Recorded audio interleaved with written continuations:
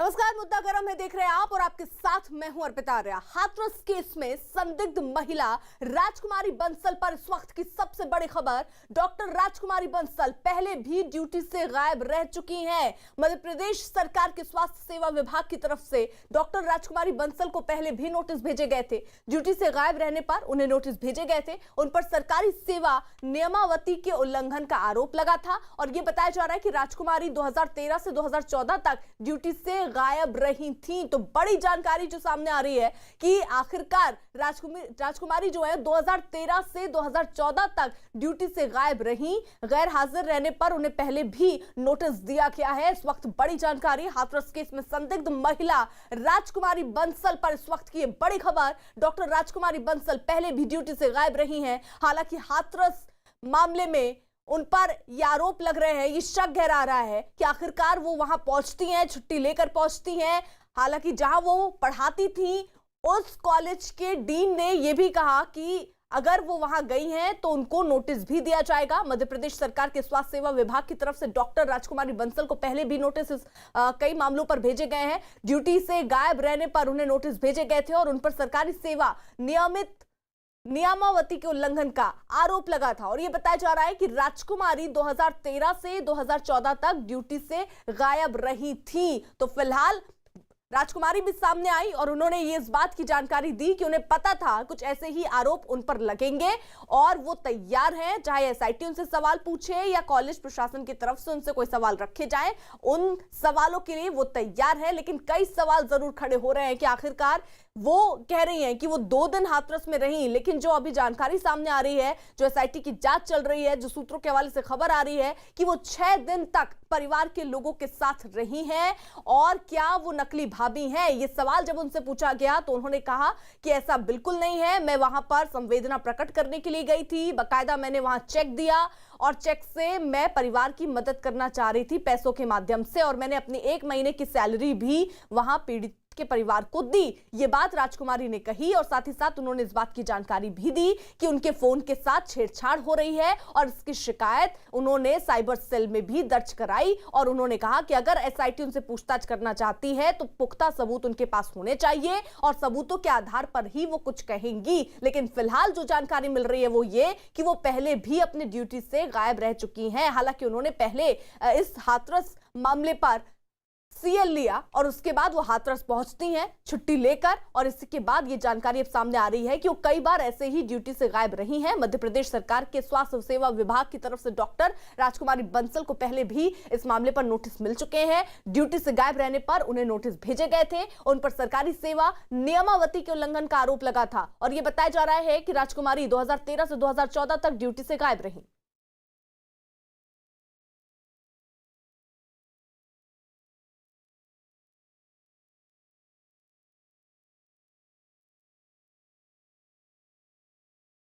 बड़ी खबर इस वक्त की आपको बता दें, राजकुमारी बंसल पर इस वक्त की सबसे बड़ी खबर। डॉक्टर राजकुमारी बंसल पहले भी ड्यूटी से गायब रह चुकी हैं। मध्य प्रदेश सरकार के स्वास्थ्य सेवा विभाग की तरफ से डॉक्टर राजकुमारी बंसल को पहले भी नोटिस भेजे गए हैं। हालांकि जब उनसे पूछा गया कि हाथरस मामले पर अब आप पर सवाल उठ रहे हैं, इस पर आप क्या कहेंगी, तो उन्होंने कहा फिलहाल मैं कुछ नहीं कहना चाहूंगी, मैं सिर्फ ये कहूंगी कि मैं नकली भाभी नहीं हूं। अपनी संवेदना प्रकट करने के लिए मैं हाथरस पहुंची थी, परिवार वालों से मिली थी, अपनी 1 महीने की सैलरी मैंने उनको दी है। लेकिन जब यही सारे सवाल पीड़ित परिवार से पूछे गए तो उन्होंने अभी कुछ भी बोलने से इनकार किया है और अभी ये कोई जानकारी नहीं मिल रही है कि क्या सिर्फ 2 दिन वो वहां रुकी, क्या वो 6 दिन वहां परिवार के साथ थी, और ऐसे में क्या परिवार बिना जाने समझे इनको वहां रहने देता है। ये तमाम सवाल हैं जो अभी शक के दायरे में है, शक पैदा कर रही है। लेकिन इस बीच ये भी जानकारी मिल रही है कि यूपी पुलिस ने अभी तक एमपी पुलिस या जबलपुर पुलिस से इस बाबत कोई संपर्क नहीं किया है ताकि इस महिला की डिटेल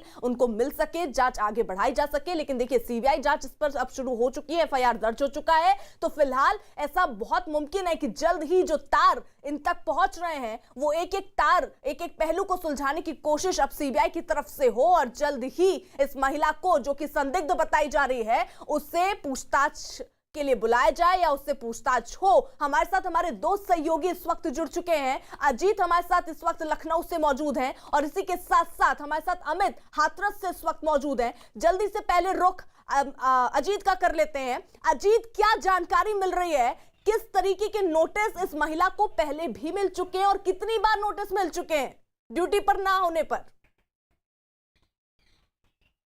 देखिए, बिल्कुल अर्पिता, 2014-2015 की ये नोटिस है जो हमारे पास है। बाकायदा जो राजकुमारी बंसल है इनको नोटिस दी गई है। जो नियमावली है उसके विरुद्ध इनको अनुशासनहीनता की नोटिस दी गई 14(3) के अंतर्गत, और सीधे तौर पर कहा गया है कि आप जो है इसका उल्लंघन कर रहे हैं। 2 नोटिसें इनको दी गई हैं, एक 2015 में जिसमें साफ तौर पर कहा गया है कि आपके खिलाफ जो अभिकथन किया गया उस पर आपके खिलाफ कार्रवाई प्रस्तावित होती है। इस तरह पहले भी ड्यूटी से छोड़कर और बगैर बताए इस तरह के कार्यक्रमों में जाती रही। हालांकि जो मध्य प्रदेश सरकार की तरह का जो स्वास्थ्य सेवाएं है वो फिर इनको नोटिस देने की तैयारी करा, लेकिन जो पहले की नोटिस है जो हमारे पास चिट्ठी है उसमें साफ तौर पर यह लिखा गया है कि जो आप लगातार यहाँ से बगैर सूचित के आप यहाँ से लगातार गायब रहती हैं तो आपके खिलाफ कार्रवाई की जाएगी। तो 2 नोटिसें इनको दी गई हैं, 2014 की है, एक 15 की है, जिसमें ये बात का जिक्र किया गया है सरकार की जो स्वास्थ्य सेवाएं हैं मध्य प्रदेश सरकार की उससे। अजीत, क्या ये भी जानकारी है कि इस नोटिस में इनका क्या कहना था, उसका जवाब इन्होंने क्या दिया था? क्या इस बात की भी जानकारी है? देखिए, बिल्कुल इनकी तरफ से सरकार को क्या जवाब दिया गया उसकी जानकारी नहीं, लेकिन जो सरकार की तरफ से इनको 184(3) जो नियम होता सेवा नियमावली उसका उल्लंघन करने का इनको नोटिस दिया गया था, उसका प्रस्ताव दिया गया था कि आपके खिलाफ कार्रवाई का प्रस्ताव है। मैं रोक रही हूँ, मनोज हमारे साथ इस वक्त जुड़ चुके हैं भोपाल से। मनोज, एक बड़ी जानकारी और बड़ी खबर मिल रही है कि ये जो महिला जिन्हें संदिग्ध बताया जा रहा है, इन्हें पहले भी उस कॉलेज की तरफ से ड्यूटी पर ना होने पर, गायब रहने पर नोटिस मिल चुके हैं। ये 2014 और 2015 के नोटिस हैं और जाहिर तौर पर ये एक बात तो साबित करते ही हैं कि डॉक्टर बंसल जो हैं वो इसके पहले भी इस तरह से बगैर सूचना के वो अपने ऑफिस में नहीं रही, तभी उनको अनुशासनहीनता का, देखिए नोटिस में अनुशासनहीनता की बात कही गई है, लेकिन चूंकि वो अभी भी नौकरी में है तो इससे ये भी साबित होता है कि उस समय उन्होंने नोटिस के जो जवाब सरकार को दिए होंगे, क्योंकि जवाब उनकी तरफ से जो दिए गए उसकी प्रति अभी इस वक्त न्यूज 18 इंडिया के पास नहीं है, लेकिन जो जवाब उन्होंने दिए होंगे और उस समय सरकार को जो जवाब उनकी तरफ से मिले और उनसे सरकार संतुष्ट हुई होगी तभी वो नौकरी में 2020 में भी है। तो ये लेकिन अभी नए मामले में फिर अभी हमारी फिर से दोबारा डीन से बात हुई, हमने डीन से पूछा इस बात को कि अभी इस बार आपने उनकी जो जिस तरह से वो हाथरस गई और उन्होंने वहां पर कहा कि 1 महीने की अपनी सैलरी भी देती हैं और वो अपने सामाजिक सरोकार के तहत गई, तो इन सब बातों को जब पूछा तो उन्होंने कहा कि अगर उन्होंने किसी तरह के आंदोलन में भाग लिया है और उनकी छुट्टी लेने का जो तरीका है वो अगर कोई भी तरीके से गलत है तो हम उनको नोटिस दे रहे हैं। हमने कहा कब देंगे, तो उन्होंने कहा जैसे ही वर्किंग डे कल होगा हम देंगे, कल सोमवार। मनोज रहिए आप हमारे साथ। आइए अब आपको सुनाते हैं कि आखिर जबलपुर की इस महिला डॉक्टर राजकुमारी बंसल ने अपनी सफाई में क्या कहा।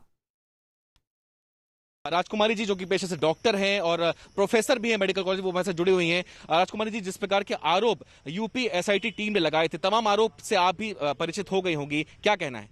मुझे एग्जैक्टली ज़्यादा जानकारी नहीं है क्योंकि मैं केवल अपने काम में बिजी थी। वहाँ से आई, मेरा आते से ही मेरी इतनी सारी ड्यूटीज़ थी, मेरी एग्जामिनेशन ड्यूटी थी, कल मैं उसमें बिजी रही दिन भर। आज मेरा लेक्चर था, मैं उसमें बिजी रही, टीवी में देखती नहीं हूँ, तो अभी मुझे बहुत जानकारी नहीं है कि मेरे ऊपर क्या क्या आरोप लगाए गए हैं।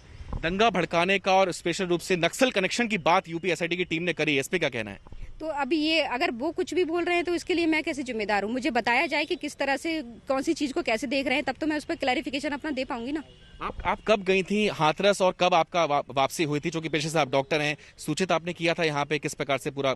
जी मैं 3 तारीख को मैं दोपहर में यहाँ से निकली हूँ और 4 तारीख की 11:20 पर मैं वहाँ पहुँची हूँ हाथरस, और 6 तारीख तक मैं वहाँ थी। मैं 2-3 बजे तक, मुझे लगता है 2 बजे तक थी मैं, और मैंने 3 तारीख की सुबह फ़ोन किया था अपने हेड ऑफ द डिपार्टमेंट को कि सर मुझे एक अर्जेंट काम आ गया है, मैं जा रही हूँ, आज मेरा क्लास है, लेक्चर है, तो मैं नहीं ले पाऊंगी आज मैं, बस। लेकिन इसके साथ ही आपने कल एक शिकायत भी करी कि आपकी कॉल को रिकॉर्डिंग ट्रेस किया जा रहा है, क्या कहेंगे? हाँ, ये मुझे मैंने बताया कि जैसे पूरा वाकया कि मेरा अभी जो नंबर है जो कि सार्वजनिक हो चुका है, जो मेरा करीब 10-12 साल पुराना नंबर है, जो मेरी आईडी से चल रहा है, अचानक से मेरा नंबर मेरे परिचितों के फ़ोन रिकॉर्ड में उज्बेकिस्तान के नाम से शो हो रहा है। तो इसी को लेके मुझे डाउट हुआ कि मेरे नंबर के साथ टैंपरिंग की जा रही है, और कल मैंने उसी के सिलसिले में मैंने साइबर सेल में लिखित कंप्लेंट करी है। ये नकली भाभी आपको कहा जा रहा है, एक बड़ा शब्द सुबह से चल रहा है, तो ये क्या आप भाभी वहां पर बनी थी? जो कि देखा तस्वीरों में आप वहां मौजूद थी, ये नकली भाभी आखिर ये क्या बात? अब ये मीडिया चैनल के लिए तो मैं रिस्पॉन्सिबल नहीं है, वो मुझसे पूछ के बोलते, मेरे वर्डिंग बता दीजिए कि मैडम आपने इस वाले स्टेटमेंट में अपने आप को भाभी रिप्रेजेंट किया है, तो मैं जवाब दे सकती हूँ। अब मैं यहाँ खड़ी हूँ, अब मेरे बारे में कोई पीछे से बोल रहा है देखिए ये नकली भाभी, तो मुझे थोड़ी ना पता चल रहा है कि कौन क्या बोल रहा है मेरे बारे में। तो किसी के बोलने के लिए सबूत पेश करिए, क्योंकि मेरे को अनपढ़ ना समझे, सबूत के साथ ही मैं काम करती हूँ। सबसे बड़ा सवाल आपका हाथरस जाना, आप जबलपुर की रहने वाली हैं, हाथरस आप यूपी गई, क्या मूल वजह थी और आखिर क्यों गई आप वहाँ? मेरे लिए बस एक मानवता का और इंसानियत का सवाल था, क्योंकि मैं पिछले टाइम से काफ़ी साल से देख रही हूँ कि जो अत्याचार है वो बहुत चरम होता जा रहा है। तो मेरे लिए बहुत असहनीय और पेनफुल हो रहा था और 3-4 दिन से मैं इतना डिसअपॉइंटेड थी, मैं सो नहीं पा रही थी।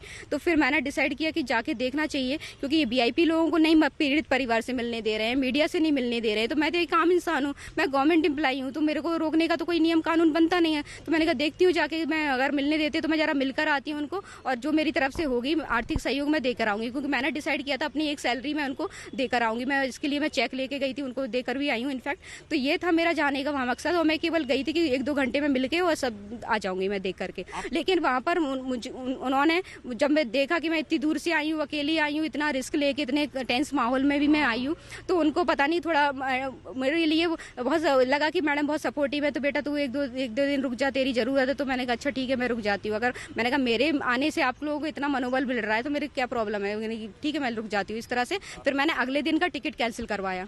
आप यूपी SIT की रडार में हैं, किसी भी वक्त यूपी SIT की टीम यहाँ पर आ सकती है, शायद आपको गिरफ्तार भी कर सकती है। किस तरीके से तैयार हैं आप? तो बिल्कुल मैं तैयार हूँ। गिरफ्तार करेंगी तो कुछ तो बताएंगी, कुछ तो लिंक बताएंगी, तो फिर मैं तब एक्शन ले पाऊंगी ना। अभी तो मुझे पता ही नहीं कि वो किस तरह से मुझे कनेक्ट कर रहे हैं। वो SIT जांच में एक महिला का जिक्र आने पर खुद महिला डॉक्टर सामने आई और उन्होंने सफाई दी, लेकिन उनकी सफाई में देखिए कई सवाल उठते हैं। महिला डॉक्टर पीड़ित परिवार के घर इतने दिनों तक क्यों रुकी? क्या महिला डॉक्टर ने खुद को पीड़ित परिवार का रिश्तेदार नहीं बताया? महिला डॉक्टर की पीड़ित परिवार से रिश्तेदारी नहीं थी तो छुट्टी लेकर क्यों आई? क्या हाथरस आने का मकसद सिर्फ परिवार की मदद करना था? सवाल यह भी उठता है कि क्या महिला डॉक्टर का छुट्टी लेकर हाथरस आने का मकसद कुछ और था? सवाल यह भी कि क्या परिवार की मदद का असली मकसद कुछ और था? अजीत, यही सारे सवाल हैं जो शक पैदा कर रहे हैं और इन्हीं के जवाब अब खंगाले जाएंगे। देखिए बिल्कुल अर्पिता, इस सवालों के जवाब खंगाले जाएंगे और आपको एक जानकारी देना चाहता हूं। जो 2014-15 की नोटिस है उसमें डॉक्टर राजकुमारी बंसल जो है 8 महीने तक गायब थी। 1-2 दिन नहीं, 8 महीने गायब थी। बाकायदा चिट्ठी में जो पत्र है जो वहां जिला चिकित्सालय का, उसमें साफ तौर पर यह लिखा गया है कि 6/9/2013 से 29/5/2014 तक ये अनाधिकृत रूप से अपने कार्यालय से गायब थी। तो जिससे ये बात साफ होती है कि ये इस तरह बगैर बताए पहले भी यहाँ अपनी सेवा से गायब होती रही, जिसके खिलाफ उनके खिलाफ नोटिस दी गई थी और कार्रवाई की बात कही गई थी। शायद उसी की वजह से उनका ट्रांसफर मेडिकल कॉलेज कर दिया गया, क्योंकि दूसरे चिकित्सालय में पहले तैनात थी। लेकिन अब चूंकि 8-8 महीने अगर आप बगैर बताए किसी संस्थान से भी, राजकीय संस्थान से गायब होती हैं, तो आपकी कार्यप्रणाली पर सवाल खड़े होने लाजमी है। तो लिहाजा आप एक बार फिर आपको बता दें कि हाथरस केस में SIT की जांच में एक महिला का जिक्र आया। SIT की जांच में यह महिला शक के दायरे में आई। यह महिला पीड़ित परिवार के घर में कई दिनों तक रुकी थी। SIT सूत्रों के मुताबिक यह महिला मध्य प्रदेश के जबलपुर की रहने वाली है और SIT के इस दावे के बाद जबलपुर की महिला डॉक्टर सामने आई और उन्होंने वहां की साइबर सेल में एक शिकायत दर्ज करवाई। उनके फोन से छेड़छाड़ की जा रही, यह जानकारी साइबर सेल में उन्होंने दी। इस महिला डॉक्टर ने यह दावा किया कि वो जिस कॉलेज में पढ़ाती हैं वहां से छुट्टी लेकर वो हाथरस पीड़ित परिवार के पास गई थी और वहां 2 दिन रुकी। महिला डॉक्टर ने नक्सलियों से किसी भी तरह के संबंध और नकली भाभी होने की बात से इनकार कर दिया। साथ ही किसी भी तरह की जांच का सामना करने की भी बात कही है। तो हाथरस जाकर पीड़ित परिवार से मिलने वाली रहस्यमयी महिला डॉक्टर राजकुमारी बंसल को उनके कॉलेज की तरफ से कारण बताओ नोटिस दिया जाएगा। राजकुमारी बंसल जबलपुर के जिस कॉलेज में पढ़ाती हैं, उसके डीन का कहना है कि उन्होंने 3 अक्टूबर से लेकर 6 अक्टूबर तक की छुट्टी ली थी, लेकिन कोई वजह नहीं बताई। डीन के मुताबिक सरकारी संस्थान का हिस्सा होकर हाथरस जैसे सामाजिक आंदोलन से जुड़ना सही नहीं और इसलिए महिला डॉक्टर को नोटिस दिया जाएगा। वहीं राजकुमारी बंसल ने दावा किया कि उन्हें पहले से ही पता था किस तरह की कार्रवाई की जाएगी और वो उसका सामना करने के लिए भी तैयार है। राजकुमारी बंसल उस वक्त चर्चा में आ गई जब हाथरस के पीड़ित परिवार के बीच उनकी मौजूदगी SIT के शक के दायरे में आई। इस प्रकार की कोई जानकारी और हमें मिलती है कि वो वहाँ गई थी, लिखित मिलता है तो डेफिनेटली उसको शो का नोटिस दिया जाएगा और नियमानुसार उनके विरुद्ध कार्रवाई की जाएगी। इस तरह के डेमोन्स्ट्रेशन में एक पब्लिक सर्वेंट शामिल हो सकता है? बिल्कुल भी नहीं हो सकता, उनको इस प्रकार की अनुमति नहीं है। सर, क्या कदाचरण का यदि इस प्रकार का सामने आता है, लिखित में आता है, तो हम उस पर कार्रवाई करेंगे। तैयार हैं आप और किसका क्या अगला कदम रहेगा? बिल्कुल तैयार हूँ मैं, और जो वो जिसके लिए वो साबित करें, और मैं भी साबित करने के लिए रेडी हूँ। क्या भड़काने का आरोप है किस तरह से भड़काने का? कि आपने परिवार को भड़काया? किस तरह से भड़काना तो कोई भी बोल सकता है। मैं बोल रही हूँ आप मुझे भड़का रहे हो, किस तरह से भड़काने का? वही नकली भाभी और नक्सली महिला के मामले में जबलपुर पुलिस का कहना है कि उनसे अभी तक यूपी पुलिस ने कोई संपर्क नहीं किया है। अभी यूपी पुलिस के द्वारा आधिकारिक तौर पर जबलपुर पुलिस से कोई भी संपर्क इस मामले में नहीं किया गया। कोई भी आगे अगर कॉरेस्पॉन्डेंस की जाएगी तो